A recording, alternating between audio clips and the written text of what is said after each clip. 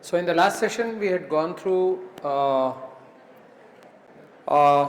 in one line to summarize a BST, I would say is BST follows the rules of a binary tree, which means that a node can have at most 2 children. First rule. Second rule, all nodes to the left of the BST are less than the value of the node on the root node. All nodes on the right of the BST have values higher than the root node. Second rule. Third rule is for the whole tree to be a BST, the left subtree also has to be a BST, right subtree also has to be a BST. So any tree which follows these 3 diktats, these 3 rules, is called a BST. Okay. In the last session we created a BST by hand by creating various nodes. So today what we'll do is we'll explore the BST more. We will learn how to create or how to insert a node in a BST. Now we can take a empty BST, or we can take a BST which already has some nodes and which is already a BST and add a node to that. So we'll try and do both. Now the important thing about a BST to learn is deleting in a BST. That is a little involved operation. So we'll try and do that. And of course, the more trivial operation is searching in a BST. That is what is the reason why BSTs exist in the first place, because the search time is a log n, and we'll talk about that also a little bit. Why is it log n and why are BSTs so popular? Okay. So we will start with what we have from last session. I think you would have the code. Yeah, we have done some of these. No, this was a binary tree. This was not a. Oh no, sorry, it is a BST. It's a BST. Get min node, get max node is symmetric. Okay. No, this was a. Oh, we mixed it up, is it? This is a binary tree. No. The tree we created was a BST by its very nature, and we started as a binary tree and we had those rules, therefore it was a BST. Okay. But today let's start with the creation of a BST. So we will not create a binary tree and adapt it into a BST. We will start with a BST at the base level itself. Okay. And we'll learn how to insert nodes in a BST, how to add data to a BST, and we'll proceed from there. So let's start a fresh code. I don't know what to call it. We'll call it, okay, Practice Lab 24 is what we are calling it. So that will be open. So let's work stepwise and create a BST. The nodes of a BST are similar to a binary tree, the structure of a node, but the way the methods are implemented, like add node or whatever, or insert node, they will be implemented little differently using lot of recursion. The code will be lot more simpler but lot more recursive. Okay. So we'll get started. So as usual we have IO stream. Okay. So this is the code we are trying to write. Okay. Okay. The node, remember we start with the class node. So the class node is the same. In fact, you can borrow it from the earlier code, but let's write it nevertheless since we are starting. So class node as usual has int data. Practice Lab 24. Okay. So we will start by writing a node. So class node star left and right, like is there in every tree, every binary tree. So as we said, BST is a binary tree, so this is all there. Then as usual we will have a constructor on the node which takes a data element as a parameter. Okay. node, let node take a data element in D. So, okay, how do you construct a node? So, in the constructor of the node we have the int D, and which says data is equal to D and left is equal to null and right is equal to null, like we have been doing so far. Right also is null. Yeah. So, that is one method we want to have on a node, and the other method we need is obviously the display on a node. Okay. So, we need a display.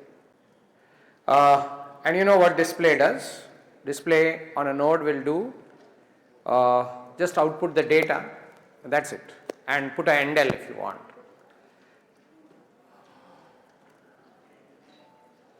Yeah. So, that is it.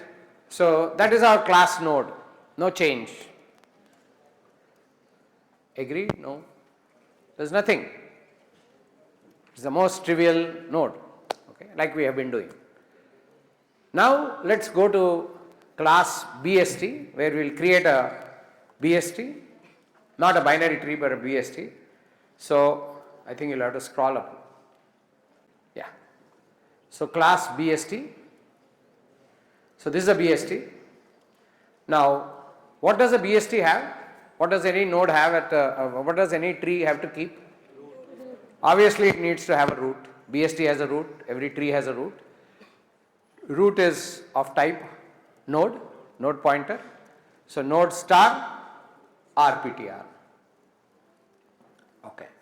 So, that is root. We got the root. Yeah. Then, at the time of construction of the BST, what will be root? Root will be 0. Do we need to supply any, root will be null. So, do we have to supply any data? No. For a BST we will not do that. Let it start with null. Let us begin it with null, and then we will understand how to add nodes, which I will describe in a moment. So, let us add a constructor to BST, which will do nothing much. So, BST constructor does not take any parameter, just initializes rptr to null, nothing very specific. Okay. Now, I am going to talk about how do you insert node. So, I am going to write a method called insert data add node, call it whatever you want. I will like to call it, what shall we call it? We will call it add node. Okay. So, now add node, let us write an add node, but before that let us think about add node, but let us write the signature for add node. So, we will write add node. Should it return a void? Anybody has thoughts on it? Should it return a void or something else? It should also return a node pointer, because see, whenever you add nodes to a tree, there is every possibility that the root might change, like the first time itself. You agree? First time there is nothing on the tree. So, when you add a node, don't you get a different root pointer? You do, right? You do. So, add node should always give access back to the root pointer of the tree to which you have added. Okay. So, you will understand a lot of significance to this line, but you will understand this in a moment. So, add node int d. Okay. So, there we are going to add a bunch of data, but let us see, let us now think about add node. Okay. Now, I will give you first concept of adding nodes to a BST, then we will talk about it and then we will add it. Then I will write it as sketch code and then we will do it. Moment you understand add node, you have understood the whole of BST. Okay. Now, just think with me, how will you add node to a BST? Now, remember, a BST, unlike a binary tree, is not a very disorganized structure. It is a very organized structure. Organized in what sense? That the nodes on the left have to be less than the root. Every subtree of a BST also has to be a BST. These are rules we have to comply. So, just imagine a BST in your mind. Okay? Just keep this mental picture in your mind. You have 10 at the root. Let's say already there is an existing BST. So there is 10 here. Can you visualize a 10? There is 7 here because it's on the lesser side. Then there is a 15 here. So can you imagine a tree like this in your mind? I'll draw it if you want, but I think you can draw your imagination also. There is 10, there is 7, there is 15. Okay. Now, if I want to insert, let's say 8. Remember, 10 is at the top, there is 7 here, there is 15 here. I want to insert 8 in it. Can I insert it wherever I want? No. It has to follow a specific pattern because BST has to have that pattern. What will I do? I'll go to the root first. I'll always start from the root because everything starts from the root. I'll ask the root, what is your value? 10. What is my value which I want to insert? 8. So should I go into the left of the tree or on the right of the tree? Anybody will tell you by the rules of the BST, if your value is 8 and the root is 10, that it has to go to the left of the tree. When I go to the left, when I turn to the left, I ask the guy on the left, who are you? He says, I am 7. Does he say I am 7? Yes, I am 7. But I am 8. So where should I turn now? Right. On the right. So now we have our insert position. There is nothing on the right, correct? The right is null. So whatever node which gets created, now think with me, whatever node which gets created, which is 8, where should it belong? To the right of the node I just left. Which is the node I just left? 7. The node which I just traversed was 7. It should belong to the right of 7. Or when I create this node 8, it should become the right subtree of 7. Do you agree? Yes? Okay. Now let's do it again. So now what do I have? I have 10, I have 7, I have 8. Are you with me? 10, 7, 8. And to the right of 10, I have 15. We talked about it. Now let's say I want to insert 12. What will happen? Again I will go to the root. Always the story starts at the root. I will ask Mr. Root, what is your value? He will say my value is 10. What am I? Am I less than 10 or more than 10? I am more than. So I have to go where? To the right side of 10. Who do I find at the right side of 10? 15. So now I ask 15, am I less than you or more than you? I am less than you. I am inserting 12, remember? So where do I do? Now I create a new node as 12 and make it the left child of 15. Agreed? So you are following a specific procedure of getting yourself inserted in a tree. Just to repeat this, let's say now, how does my tree look? 10, 7, 8, right of 10, 15, left of 15, 12. Okay. Now I say, I want to insert 14. Again, how does the story start? Again, I go to 10. I ask 10, where am I? You have to go to the right. Because I am 10, you are 14, you have to go to the right. More values go to the right. So I go to the right. I find 15 there. Am I more than 15? No. So you have to go to the left. Who do I find there? 12. I find 12 there. I ask 12, should I go to your left or to your right? You are more than me, you have to go to my right. There is nobody on the right. So 14 gets attached as the right child of 12. Agree? So if you are following the philosophy, it's pretty simple, how you go to search for the right position at which you want to insert a particular value. It's not very difficult actually. So what I am going to do is, instead of first drawing it on paper, I am going to write the code first, and then we will see what I am doing, does it really make sense or not. Correct? Yes? No? Okay. So let me write the code. Okay.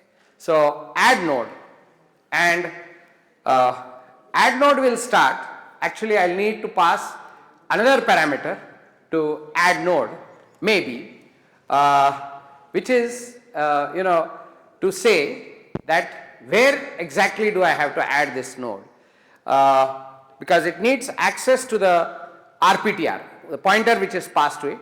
It starts with the RPTR and it may give a different pointer. So let's start with the way it will start is RPTR, add node. Okay, you can say some root pointer, it could be RPTR or something. So I'll say R, just say R. Okay, so let's see what it has to do. Okay, because it takes an R and if R is null, it has to return something, correct? So let's start with the base case. If R equal null, then what do I do? R is null, that means root itself is null. What should I do? Whatever the root I think. I have to create a new node with that data, get a pointer to that and make that get returned, which automatically will take care of that. So if R equal to null, if R equal to null, then I will say, let me make it very generic. If R equal to null, that means I have to create a new node. So let's say node star NPTR is equal to new node. I am creating a new node, fresh node with that data element, done. And then what am I going to do? I have created a new pointer, new data, I will return that. Okay. Let whoever wants to update, whichever way he wants to update, let him update. I am returning a pointer to a new node, return NPTR. Do you all agree with this? No, yes. Basic tree, if it is null, that means if you add it to a root which is just starting, okay, what will happen? You know what will happen, okay, correct? So I am starting with R equal to null, it will give back a pointer to that node. Okay. Now at this stage, just step back and understand what code we have written. We have said that if you give me a pointer which is null and ask me to insert at that point, I will create a node and I will give you a pointer to that node because I am returning that. Okay. That is if R equal null. Okay. But let's say already R is there, R is not null. That means it's a root of some subtree. Are you with me? Which is not null. R is not null. Okay. Now what I have to do? Now pause here please. This is the important point. This is the important point where you have to think. R is not null. What is R? The root of the subtree or tree where I want to insert this data D. Please get that very clear in your mind, that I have been given the root of the tree, root of the subtree if you want, where this data has to be inserted. If that subtree doesn't exist, then this node becomes the subtree. That is what we have written. If the subtree doesn't exist, which means R is null, then this node becomes the subtree. Logical? Logical, not logical? Very logical, no? What if the subtree exists? So imagine, first time you are inserting a node 10. Let's go back to our example. First time I am inserting 10. What will I say? R is null because tree doesn't exist. Does tree exist? R is null, no. So what will happen at that point? A pointer will be returned. What will it point to? That 10. Yes? That pointer which I create will point to that 10. Okay. Now, let's say that is my starting pointer. I always will give the root pointer. Whenever I am doing inserting into BST, I will start always with the root pointer. So now I say add node, that root pointer which I got earlier, which is pointing to 10, remember, comma, 7. Because remember, the next value I am inserting is 7. Remember our tree, 10, 7, 15, right? That was the tree we visualized. So now I am inserting 7. What should be my code be? R is not null because R is pointing to 10. Agreed? Now I have to decide where should I insert. Should I insert on the left or on the right? So that depends on how the R is, right? How the R is. So if R's data, or let's say the data I want to insert, if it is less than R's data, then I have to add a node to the left subtree, and maybe the pointer will change, maybe the pointer will not change, but there is a possibility that the pointer may change, right? So the left subtree has to be reassigned. Okay, let me write the code, then we'll think about the code. Else if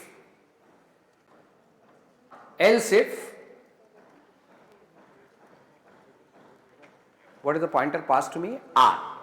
R's data, if R's data is more than D, okay, R's data is greater than D. That means the data that I want to insert is less than root's data.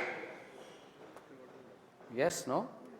Then I have to insert in the left subtree, and because of that insertion in the left subtree, there is a possibility that my left pointer may change.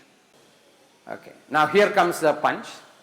Else if R data greater than D, then I have to anyway create a new pointer. That is without doubt. So let's create a new node. Node star, just copy that line, nptr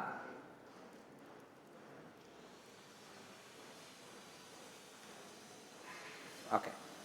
So I created a new node. So now just imagine 10 is not null. I have decided that I am going to go to the left. I have created a new node. And this new node, okay, has to, or the new node pointer, whatever, has to get updated on the left side. Now I will change this code a little. I can write here itself, but that you will realize will make it very troublesome. So what I will do is, okay, I will drop line 32. I wrote it for a purpose. I will drop line 32. I will say add node,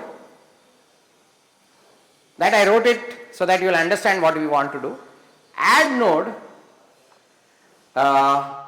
rptr's left, r's left, sorry, whatever we are getting, comma D, and my left may change because of that addition. R left is equal to, now wait, this line will for some people make sense, for some people it will not, so I will spend a little while. You have to understand this line. What I am doing, remember what code I wrote just now which I raised. I was creating a new node myself and then trying to connect. Now I have become smarter, I am using a bit of recursion. So look at that. Else if R's data is greater than D, what does it mean? Where should the insert happen? Left subtree or right subtree? Left subtree. How do I know where my left subtree is? R left. Agree? R left will tell me where my left subtree is. It may be null. Doesn't matter. If it is null, a new node will be created and R left will change. So R of left is equal to add node. Now I think of 32 line, the right side you will understand. Why am I doing it? No, yes. Do you understand the right side of line 32? I obviously have to add my node to the left subtree. But what may happen is because of adding a node to the left subtree, my R left may get reassigned, because if R left is null, a fresh R left will have to be created. So my R left will get reassigned, which was null initially, it may change now. Do you agree? Just imagine in your mind, I have inserted 10, then I have inserted 7. 10 root was null. Now I took that insert, that was on my root pointer. Root pointer is only once. I'll always give to add node my root pointer and ask it to assign. What will happen now? That add node to the root pointer will check whether it should be added on the left or it should be added on the right, depending on the data in the root pointer. If root pointer is null, what will happen?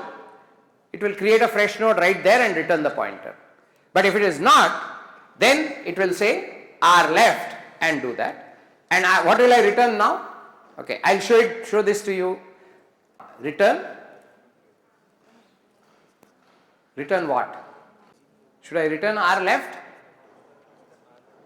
or what? No, tell me. What should I return every time? I have added a node to the left subtree. I have updated it. So does my R change in this case? See, okay, I think, what am I supposed to give back from add node as a complete thing? Root point. If it has changed, I have to do that, right? Now, if root pointer has not changed, do I have to return anything, or can I return the old root pointer itself? I can return the old root pointer only, no? Why? Root pointer has not changed. My R left may have changed, my R right may have changed, but my root pointer may not have changed. So I don't have to return anything now, I can return at the end, or if you want, you can return now also. Okay? So we can say return R. Else. Else means what? I'll play this in a few moments.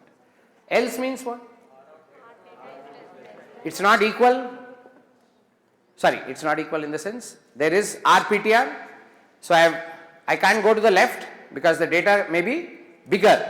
I am assuming for the time being that equal data elements are not there. That's an assumption. Equal data elements are not there means in the same tree I will not insert 10 and 10 again, okay, or 7 and 7 again. I am assuming that our tree contains distinct elements. If it contains same elements, it's up to us how we want to insert. We may have it already. What is the need to insert? Correct. Or we can keep a count or something and do it. Okay. So we'll assume elements are distinct. Else, what it means? Our data is less than D. So insertion should happen on what side? On the right side. So now, okay. Now, let's write this. R right may change because the insertion is happening on the right subtree. Add node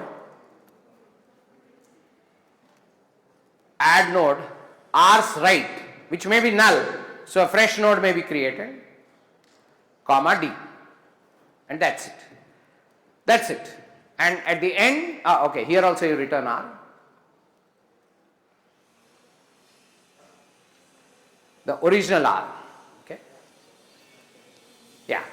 So let's now just think how it happens. Okay. I wrote the code earlier, then I am showing you how it works. So let us play with it a little bit. So let's say first I insert 10. So what will happen? Add node, first time I will call. This time the tree will be empty. So there will be an R, but this will be null first time. And then I will insert 10. Okay. So what it will return is, because R is 10, R is null, it will come here, it will create a fresh node and return a pointer to that fresh node. So it will return a point, so it will create a node 10. I am writing it here so that you can see it along with the code. And my return pointer R or RPTR, whatever, that return pointer will point to this 10. Okay. Then my next line will be add node. I'll take this pointer R and I'll say enter 7. So what will happen? R is pointing to 10, 7, R's data which is 10 is greater than 7. So what it will do? It will call add node again, but this time R's left will be null. So this will be null and D will be 7. So it will create a fresh node and return a pointer to that node. That will be set to R's left. So this R's left will be set to that new node. Okay. Then when I insert 15, I say add node again R15, then what happens? Then this condition will be true, R data is not greater than D. R data will be 10 again. We are starting always with the 10 and R data is, we are trying to insert 15. R data is not greater than 15, so it will come here. Then R's right, this is R, R's right will be a fresh node created because of this R being null, because I am calling it with R's right. So R's right, when this is the state, this will be null. So it will create D and it will create R's right. So R's right will become 15. Okay. I think this much will be clear. Now let's do a slightly different case. At this stage, let's say add node R. R is pointing always here. R, and let's say add 8. Let's do this. What will happen? Let's follow through this code. R is at the moment R is not null. R is pointing to 10. So and we are trying to insert 8. So what happened now? Now if you see, now be very careful. Just understand what happens. I am at 10. I am trying to insert 8. So this condition is true. This is true because R's data is 10 and I am trying to insert 8. So it happens to be greater than 8. 10 is greater than 8. This is 10, this is 8 at the moment when I am trying to insert 8 here. So what does it do? It goes to R's left, and on this R's left, this is R's left, on this R's left it calls add node. So add node is called with a pointer to this. Remember R's left, it goes with a pointer to this and 8 as a parameter. So now this add node R8 has become pointer to R7. I'll just call it R7. Pointer to R7 with 8. Okay. Now what will happen?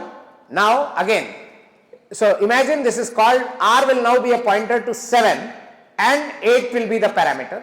So now I am here and my R is 7. So is my data 7 data greater than 8? No. So it will come to this part, that is here. So what do I do now? R's right. So who is R now? R is this guy now. Please remember, in the recursive thing, R is this guy because this was on the left and we decided to go to the left. So R's left, R is now this guy. I just told you R7. This is the guy. So R7's right is equal to add node R's right. Right now this guy's right is null, so it will be null. So it will create a fresh node, return a pointer to that fresh node, and that will become this guy's right pointer. So this will become 8. So this is what is happening. Now this, if you understand, this is the crucial part. Okay. I am repeating again. Right now imagine the tree is 10, 7, 15. Are you there?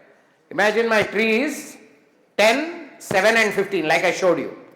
I want to insert 8. What did I do?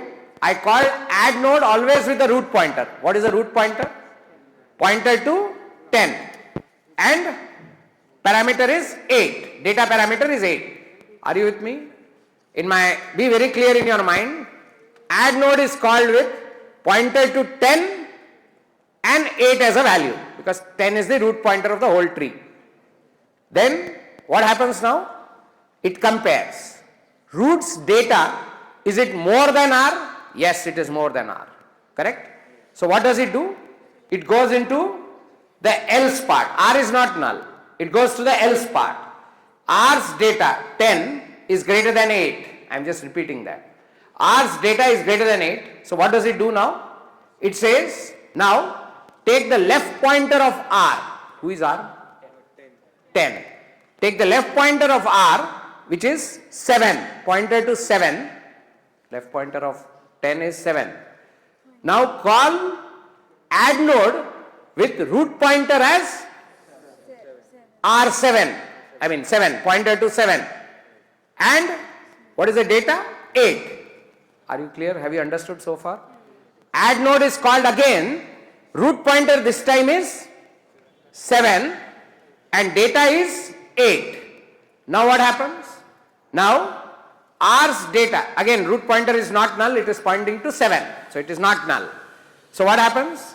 R's data is 7.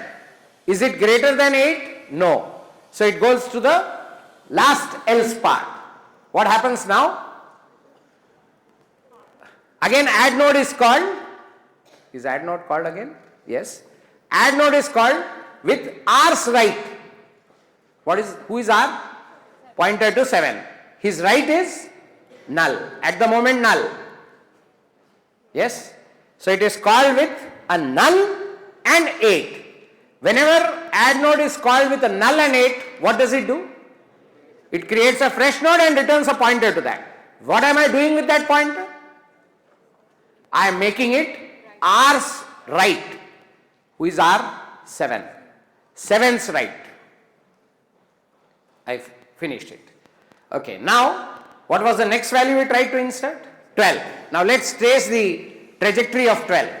How will it start? What is the root pointer now? 10. We always start with the root. 10. What will happen now? Now, is it null? No. Is R's data greater than 12? No. So what it will do? It will go to else, last else. R's right. Whose right? 10's right. We are on 10. 10's right is equal to what? Add node with pointer to 15. With pointer to 15 and 12 to be inserted. So, okay, now I'll have to, no, I think you can hear. So, now look at my invocation of add node. Add node is called with pointer to 15 and 12. Pointer to 15 and 12. What happens now? Is pointer to 15 null? No. Is pointer to 15 greater than the data pointed to by 15? Is it greater than 12? Yes. So what will happen? Now 15's left. What will happen now? Add node will be called with 15. Does it have a left? No. So it will be called with null and 15. So when it gets called with null and 15, it will create a fresh node. Sorry, I mixed it up. It will be called with a null and 12. So when it is called with a null and a 12, what will happen? A new node will be created, 12, and a pointer will be returned. What will that become? The earlier guy is left, R's left. R is pointed to 15. So 15's left will become this new node. No, yes? So now 12 will get added to 15's left. Now if you keep doing this, you will realize that we are getting it where we want. It's just a power of recursion which is getting exploited, and the nodes are going in the right place. I think you will be able to form a mental model of how the nodes are coming. I'll just do one more time and then we'll look at the code. Just one more. Right now our tree looks like 10, 7, 15, 12. Agreed? You can imagine that much in your mind, right? Now we are inserting 14. What will happen? It will start always at the root. Is root null? No. It will ask, is 14 less than, is 15 greater than 14? Yes. So insert should happen on the, not 15, 10. I have to start at 10. Is 10 less than 14? No. 10 is greater than 14. So it should go to the else part. Remember? So it will be called with tens right. What is tens right? 15. Agreed? Tens right is 15. So it will now be called with add node on 15, R15 or P15. Let's call it P15. P15 and 14. So now P15 value is how much? 15. And what value I am trying to insert? 14. So it will be called with the left pointer. So now what it will be? Add node P12. Agreed? Pointed to 12 and 14. Now 12, is it more than 14 or less than 14? It's less than 14. So it should get inserted to 12's right. 12's right now is null. 12's right is null. So when you call add node with null and 14, it will create a fresh 14 node and return a pointer to that 14 node. What will it get assigned to? 12's right, because that's how we called it. So it will get created to 12's right, which is what we wanted. That's it. So when the node is added to 12's right, we are done. So the tree is now connected. And we will do an in-order traversal to check whether the tree has come in the way it should be a BST. Remember, if a tree is a BST, then its in-order traversal of data will be an ascending order. You remember that? So if the data is ascending, then we have got our tree correct if you do an in-order traversal on it. So that's what we are going to do. So we have added an add node. Let's see if our add node is okay. Let's go down. Let's go down. That is node. BST. So we have finished our add node. We are returning in every case. Okay. So let's do a now we will have to do a display on the data, but we don't need to display data. We have got the root. We will use in order to do the traversal. So let's write an in order, same way we write an in order traversal. You know how to write an in order traversal. So let's write an in order method which returns a void, I guess, void, no? And it displays all the nodes in the tree. It will start with R, node star R, okay, and it starts with the root and does a traversal. You know how to write in order traversal. If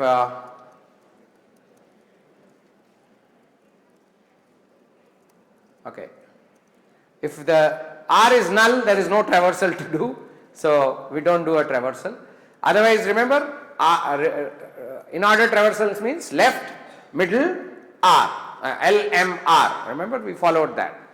So it will do in order on the left, then it will do cout on the roots data, and then it does in order of the R's right. R is a root here, and it keeps doing it recursively. R's display, yeah. R's right.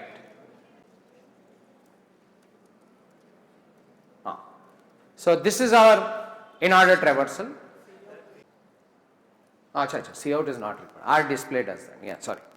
Yeah, okay. Yeah, so we have this methods, we have the data working, and yeah. Now we'll create a BST. Okay. So BST starts like that. See the constructor which we have written for BST? Yeah, that's it. So RPTR will be null. Okay. So let's see how we do now. So BST, we'll every time have to return a node pointer. Node star, I'll show you how to do. Node star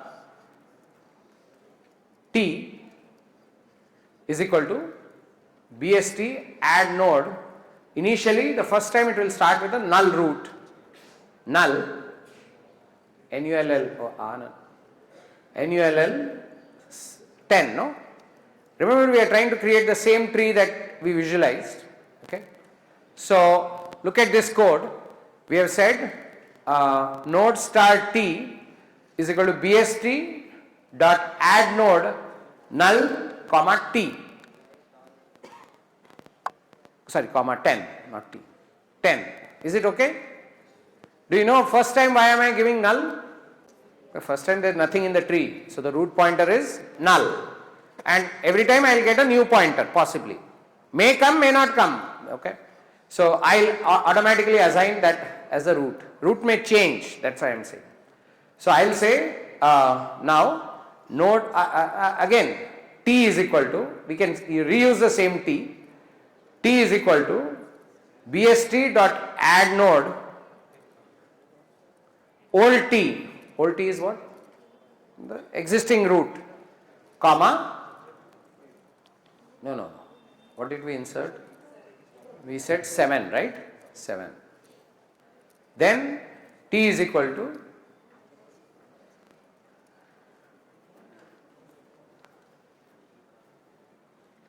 old root. The root may change, may not change, doesn't matter. T, then 15, right?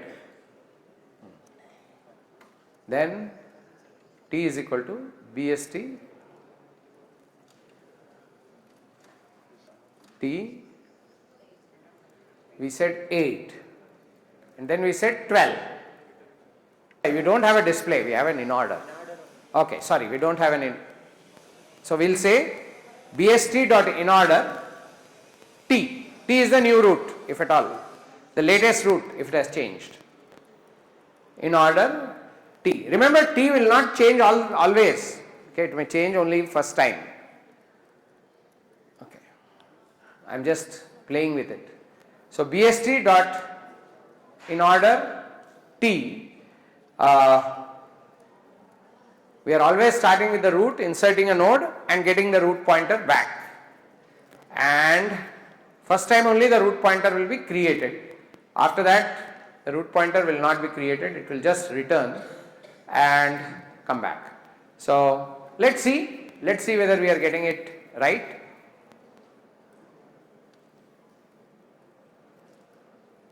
Okay, we have some error. Oh, that all has to be public. All the data has to be public. Okay. So we have access issues. Yeah. Is the tree okay? No, yes. No. Are you understanding? It will be okay because we wrote it together. But look at the data. If it is really a BST, you know the test for a BST.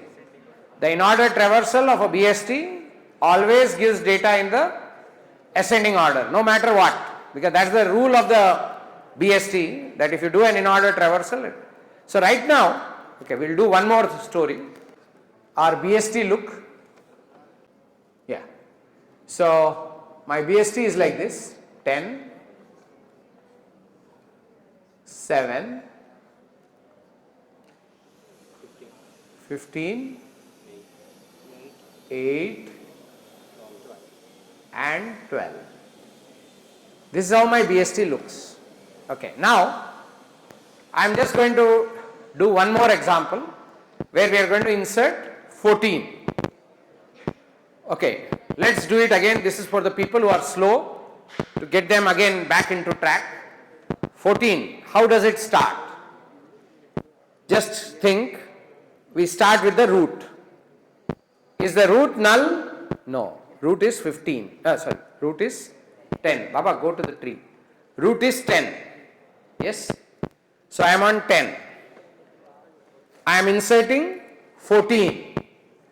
What will happen? Now 14 is more than 10. You have figured that out, no? That you don't need me. 14 is more than 10. You went to the right. Now who is the root? 15. Root is 15. And what am I trying to insert? 14. Root is 15. Remember, it has got transformed into add node of P15 with 14 as a parameter.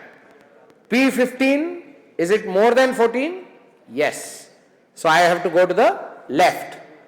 So now it has transformed into add node of P12 14.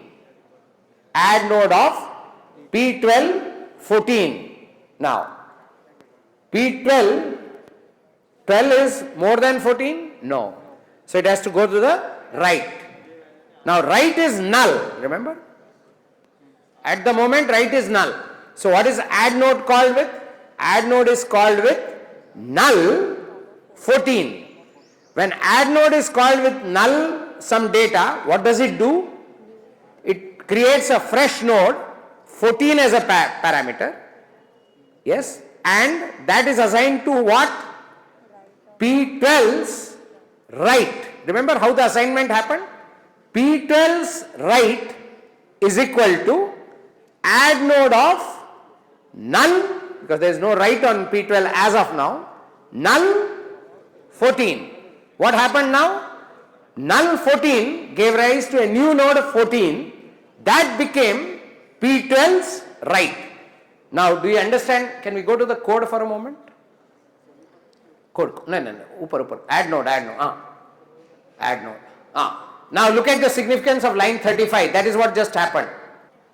Look at that. Just now the line which executed was P12's right is equal to add node null 14. This is what executed. Add node null 14 created a fresh node and returned that pointer. That got assigned to what? P12's right. So P12's right ended up having this new node 14. Okay. So now, can you go back to the picture? So now we have 14 over here. Okay. Now let's do just one more. Now let's insert 9. Let's insert the number 9. This is 14 by the way. Okay. How does this happen now? 9 again starts with 10. So what will happen? 9 is less than 10. So add node will be called with P7 and 9. Everybody with me? Add node will be called with P7 and 9. P7 means pointer to 7 and 9. Now when you call P7 with 9, 9 is more than 7. So this will become add node of P8, 9. P8, 9. Yes, no? Yes. Yes, it will become add node of P8, 9. Now P8 is not null, but is 9 more than 8? Yes. So this will become P8 of right is equal to P8 of right is equal to add node of null 9. If you have followed up to this point, you are done. P8 of right, P8's right is equal to add node of null, because right now P8's right is not there. Null 9. Null 9 creates a new node 9, and that becomes P8's right. So you know what will happen. So P8's 9. This is what will happen. So if I do my Pachak or in-order traversal, I will get 7, 8, 9, 10, 12, 14, 15. Okay. I mean, if it is aligned properly, I have not drawn it correctly, but it will become 12, 14, 15. Okay. We can do the traversal and check after these two inserts. That is, go back We are inserting 14 inserted, okay. 9. Okay, then we do in order traversal. We should again get ascending order. Yeah, so we got as expected 7, 8, 9, 10, 12, 14, 15. This is what should be the answer. Make sense? Do you understand how it's happening? Okay. Now, I'll do one more. We have understood insert. Now, I am not doing insert more. We will do a search. Again, same hierarchy, recursive search. You have to pronounce. So, let's say we want to look for a value and see whether it is there or not there. Yes? No? Okay. So, can you write a recursive search? Don't go to the net and write. Don't cheat from the net. Think and write. I'll wait 5 minutes. Try to write a search. Again, you search. How does it start? Search. BST search or search. What are the parameters to search? Root pointer always. No. And what data you want to look for. So, 2 parameters, root pointer and data you are looking for, and you have to tell whether it is there or not there. You can even make, I will tell you, it should return a 1 if it is there. I'll make life simple. It should return a 1 if it is there and minus 1 if it is not there. Are you with me? 1 if it is there, minus 1 if it is not there. That means if you find it, let that search return a 1, and if it doesn't find it, let it return a minus 1.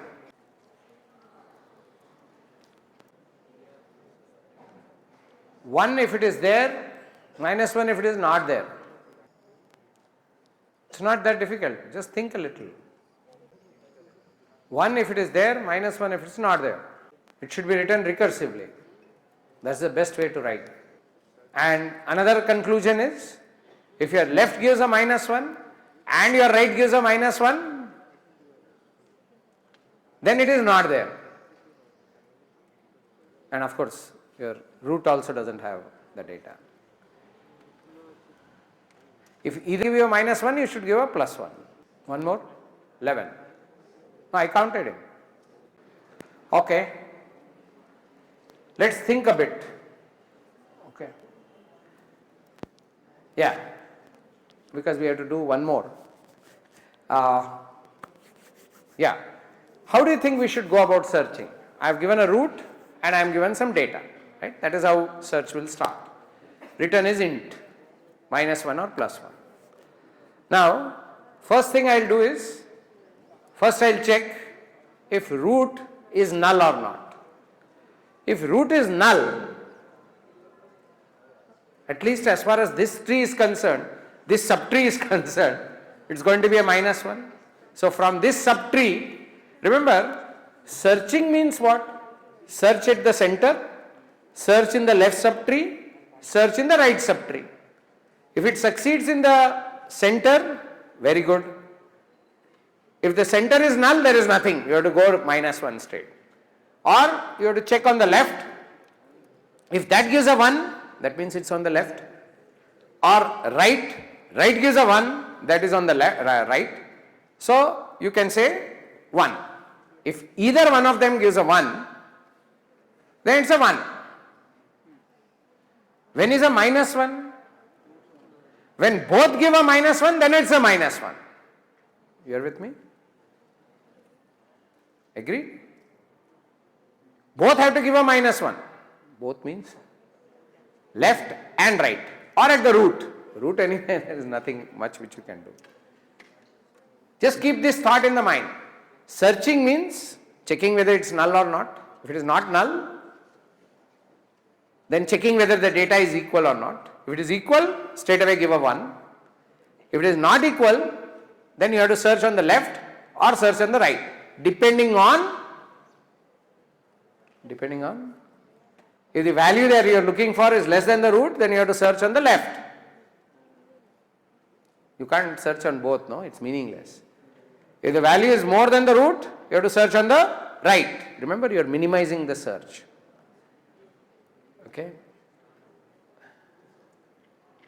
Minimizing the search means every time in the search, you are eliminating half of the subtree in which you are searching. So if you are searching at the root, the value is less than the root, then you are eliminating this whole side from searching. That's why this search is very important. This is called a classic binary search, which we are learning. It's not on the right. That means that whole side you have thrown out. It's not going to be there. You have minimized your search space. Search space is now only the left. Now you go to the next level. Next level again, is it on the left? Is it on the right? Depending on where it is, the other side is eliminated. So in the first case, you eliminated half of the state space. Next time you eliminated another 1/4 of the remaining half. Like that you go on eliminating half. That's why it's a log n units of time. I'll comment on this in a moment. But it's a very powerful search. In fact, the only reason BSTs exist is because of the power of their search. It becomes incredibly fast to search data. This is how your Oracles or MySQLs or any of the more databases, more refined databases, store their indices. Remember, in any database we have to store employee number, for example, if it is a primary key index. Can you think of which data structure they use for primary key indexes? They use a BST. Of course, not the BST that we are learning, but the BST that we are learning is very crude. They use a more sophisticated version of this BST, but it is a BST, all right, more sophisticated. And we'll discuss soon what is the more sophistication of a BST is. But at the heart, it is a BST based on how the search happens. Okay. Now, let me write the search and then I'll explain a lot about this search. Okay. Search of a BST is like a cardinal operation. It's I would say the most important operation is search. The reason for existence of BSTs is because their search is very fast, very rapid. Okay. Otherwise, we wouldn't be studying BST at all in computer science. Okay. This is the reason we are studying, because the search becomes superbly fast. I just told you why. Half gets eliminated every time. So if you have 1000 units to search, next level 500, next level 250, next level 125, next level 62, goes deeper and deeper, gets reduced. Okay. So that's the power of a search, a binary search. For that, the data has to exist in a BST. Okay. Okay. Now let's write the search. So int search. Okay. So it takes two parameters, root pointer and the value that you are looking for, right? Okay. First check if r equal null, then you can't do anything. At least this part of the tree or this tree has to blindly return a -1. I don't have it. Return -1. No brainer. Yes? Else. It's not null, so there may be a possibility that the data here may be equal to what we are looking for. Else. R's data, R is a pointer, no? R's data, that is R arrow data, equal val. R is a pointer, remember?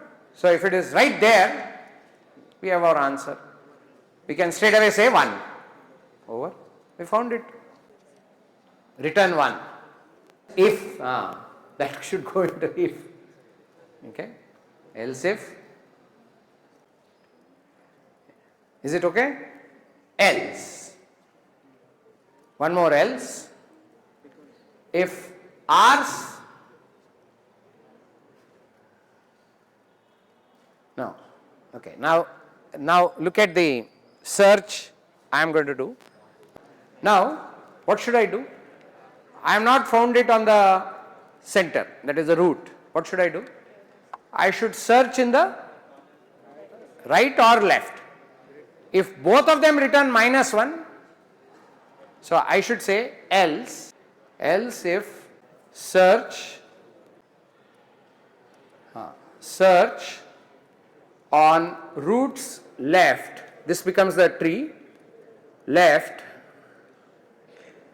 equal minus 1, roots left for that data, comma val equal minus 1, and okay, I hope you are understanding what I am trying to write. Else if search on the left gives me a minus 1, that is not in the left subtree, then search on the right subtree. This gives into recursive search again, right?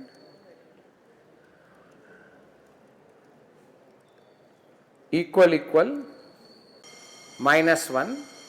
If both left and right give me a minus 1, left and right both should give me a minus 1, then I will return a minus 1 because it's not on my left, not on my right, so I will give a minus 1. So return minus 1. Agreed? I have written 3 conditions so far. There is one more condition waiting. First is root is null. Then there is no question, straight away minus 1. Root's data is equal to what I am looking for. 100% correct, return 1, over. Story gets over there. Third, if this is not there, this is not there, third is else if search on the left gives me a minus 1, I am empty handed on the left, I am empty handed on the right. If both sides I am empty handed, then I have to give minus 1 because it's not on my left, not on my right. Where is it? Not at the center. So where is it? It's minus 1. Acha. Now else again. What does this else mean? It's not null, it's not equal, but the left and right simultaneously have not given a minus 1. Means what? One of them has given a 1. Logic, no? It's not null. It is not the data also. So I ask for searching on the left and searching on the right, one after another. Both are not minus 1 together. Means what? One of them is a plus 1. If both are not equal to minus 1, then one of them has to be a plus 1. If one of them is a plus 1, what should I say? Return 1. Either it is on my left or on my right. Because if they are not there on left and right, then both should have given me minus 1. They have not given me a minus 1, that's why I am coming to this else part. So if I am coming to this else part, at least one of them should have given a 1. At least one. It can be only on one side. So I can do that. Now, but one problem is there here. Okay? If I write it like this, it will work. But what is happening? I am not, no, just watch this. This is not wrong. But it's bad. Good. It is bad. It's ugly. Yeah. Look, which line is making it ugly? 42. No. 46 is making it ugly. Do you all agree? 46 is where I have written it, I will not say wrong, but written it non-optimally. I have not written it the way it should have been written. Because it's a BST, I have forgotten. The way I have written it will work on a binary tree where there is no organization of data. Are you getting me? If you ask me to search in a binary tree, regular binary tree, where there is no rule to be followed, left, right, nothing, then this search is general purpose. Yes? I have written a general purpose version of search for a binary tree. But a BST is inherent property I have not utilized. There is an inherent property where here look at the stupid thing I am doing. I am searching on the left and then searching on the right. What I should do there? So let me let me change that a bit. So let's drop 46 and rewrite it. So else if R's data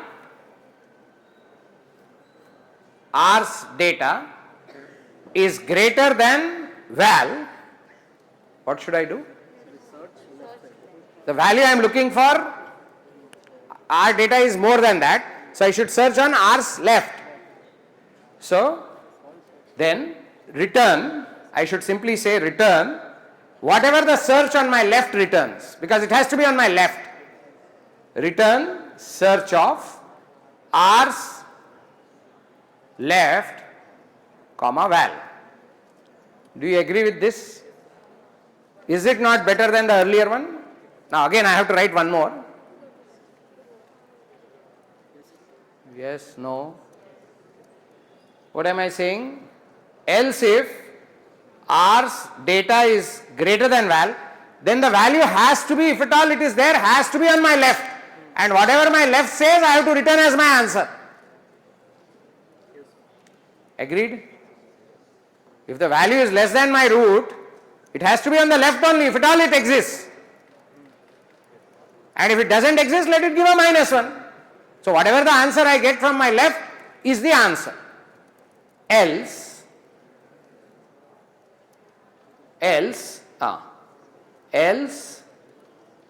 what should I do?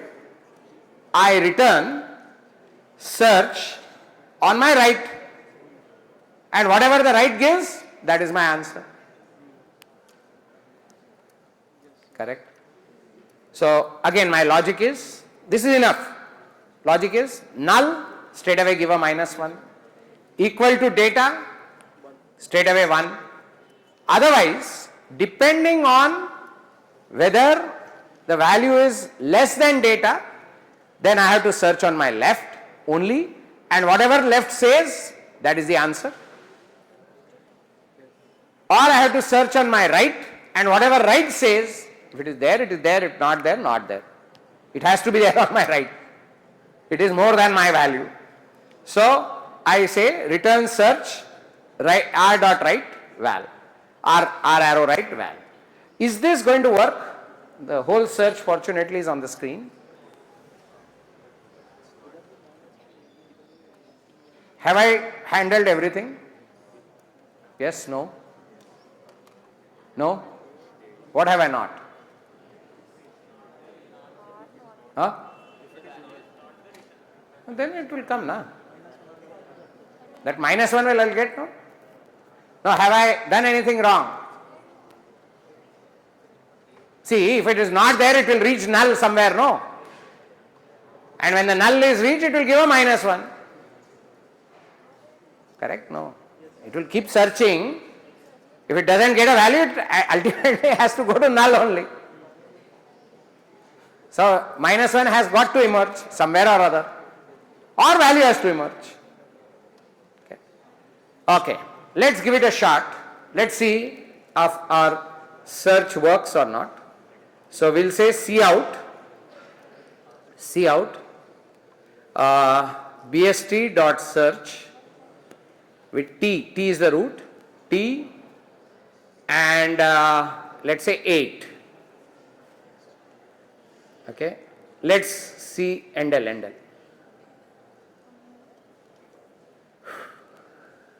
Yeah, let's see what we get.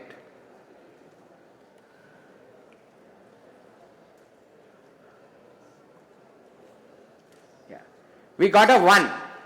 Should we have got a 1? Yes, no? It's there. We searched for 8, remember? So we got 1 expected. Let's see unexpected. I mean, something not there. So let's say 20. Something. Okay? We are getting a -1.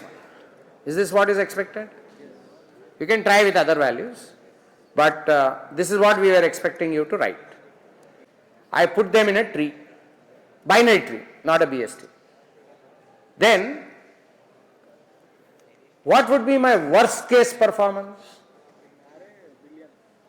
My worst case performance will be billion units of time, because if I am so unfortunate that my data is the last data to do, then I won't have a clue where it is. I will go searching in the entire tree. My amount of time, my worst case performance will be 1 billion units of time, 10 to power of 9 billion units of time. Agreed? Now, if the same data, those 1 billion units of time, had I organized them into a BST, this is data only, imagine 10 billion units of time, 10 billion pieces of data, 10 billion, or sorry, not 10 billion, 1 billion, 10 power 9 data items, integers, I had organized in a BST. Can you tell me what will be my worst case time? For worst case time for storing it in an array was 10 power 9, assuming that the data I am looking for happened to be the last. If the data I am looking for is organized in a BST, can you tell me what is the worst case time I will suffer? Worst. 9 units? Huh? So tell me, no? Okay, I will give you an assumption. You can say 10 power 9 is same as, take it in binary units, 1024 into 1024 into 1024. It's almost same, no?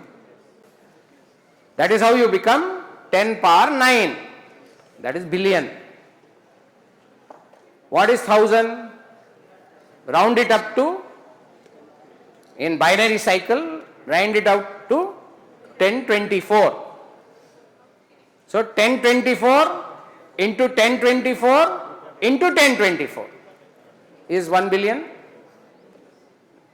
Give and take here and there, right? But if you write it in the base 2, how much is it? 2 power 10. You know, no? 1024 is 2 power 10? Or is that also rocket science? Okay. So 1024 is 2 power 10. 2 power 10 into 2 power 10 into 2 power 10. My God. This also is difficult. No. 2 power 30. Yes, no? 2 power 30. So 1 billion is nothing but, or not, 1 billion is close to 2 power 30. You agree with me? Every time I am reducing my problem by half. So 2 power 30 problem in the first loop itself became a 2 power